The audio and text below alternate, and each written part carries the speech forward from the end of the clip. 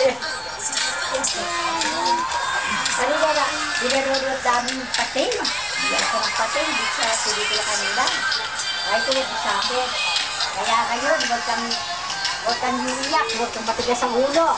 Lalabas yung pating, kakainin ka. Tignan mo, kinain yung tao. Di ba kinain yung tao, no? Laki-laki. Bakit ang tagal-tagal wala tayong pating?